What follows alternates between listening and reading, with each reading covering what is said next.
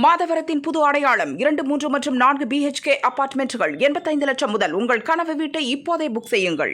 Oil pulling அது எப்படி பண்ணுறது? காலையில் எழுந்ததும் எதுவும் சாப்பிடாமல் இதயம் வளர்த்தை வாயில ஊத்தி நல்லா கொப்பளிக்கணும். அப்புறம் அதை துப்பிடணும். இதுதான் ஆயில் புல்லிங்.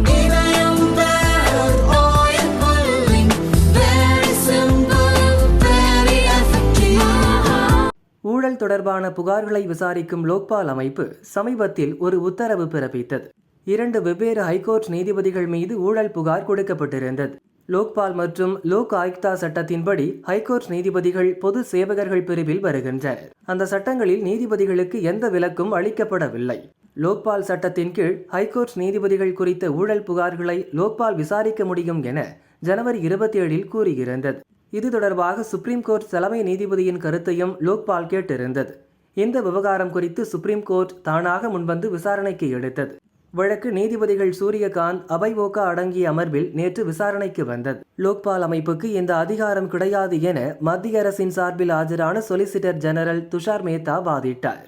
தொடர்ந்து லோக்பால் அமைப்பின் உத்தரவுக்கு நீதிபதிகள் இடைக்கால தடை விதித்தனர். இதுகுறித்து பதிலளிக்கும்படி மத்திய அரசுக்கும் லோக்பால் பதிவாளருக்கும் நோட்டீஸ் அனுப்ப உத்தரவிட்டனர். வழக்கின் விசாரணை மார்ச் 21 ஒத்திவைக்கப்பட்டது.